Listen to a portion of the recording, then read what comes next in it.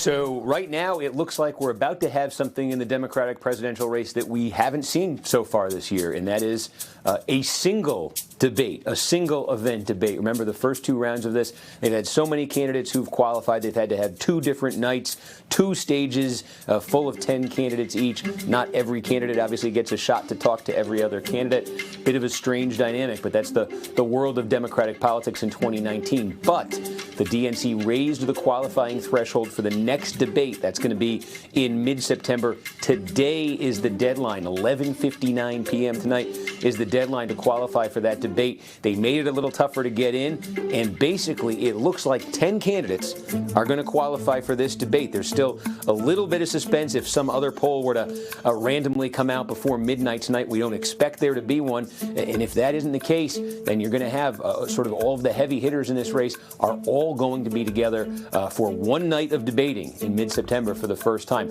I think the most significant thing that means is, what did everybody kind of come away from those first two rounds of debates saying? One of the things you heard was, it's too bad Elizabeth Warren and Joe Biden didn't get to be on the same stage together. A lot of folks speculating about what that dynamic would be like, if Warren would go after Biden, how he would hold up if she did. Certainly you saw how Joe Biden struggled when Kamala Harris went after him in the first debate.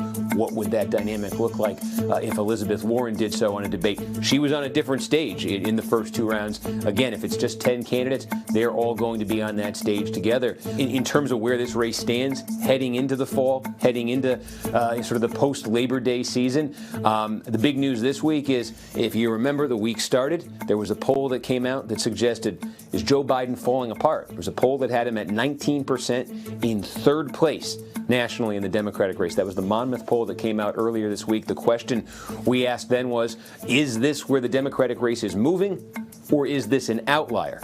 You say, well, let's see what the next round of polls comes up with. Do they look like this Monmouth poll, or do they look different? The answer now, we can say, they look different. They look very different. We had two new polls come out this morning.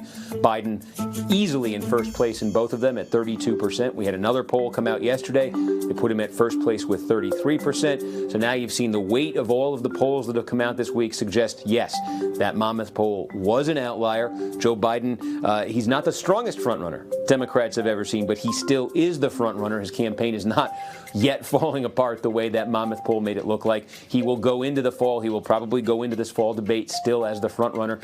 And I think potentially that could raise the stakes for Elizabeth Warren, for Bernie Sanders, for any of the candidates chasing him so far. From the time he got in this race now through the summer, the end of August toward Labor Day, Joe Biden has maintained that position as the frontrunner with a double-digit lead. For these other candidates, when they get that shot at him in September, are they going to decide it's time to get a little bit rougher, time to get a little bit tougher, time to try to make that number come down for him and make that number go up for them? So for Warren and really for every other candidate on the stage, I think that's the thing to look for in September. Biden's lead not yet budging. What will they try to do to make it budge?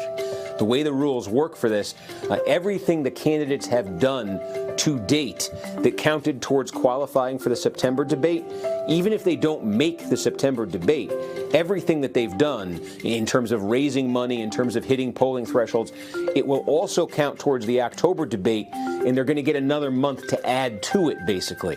So a guy like Tom Steyer, who looks like he's going to miss this September debate by one poll, just needing one more poll at 2%, if he can do that in the next month now, one poll at 2%, that'll count with everything else he's done. He'll get in the October debate. Tulsi Gabbard, 2 polls short. If in the next month she could do it in 2 polls, she can get in the October debate. A couple other candidates might also be able to as well. So I do think some of these candidates who don't make the September debate will reassess. We've already started to see a few look at that reality and back out.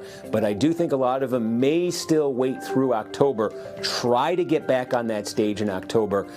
After that, though, I think there's the possibility the DNC is going to raise this criteria further. And I think at that point, looking towards the end of this year, the start of next year, we really may be down to maybe even a single-digit candidate field.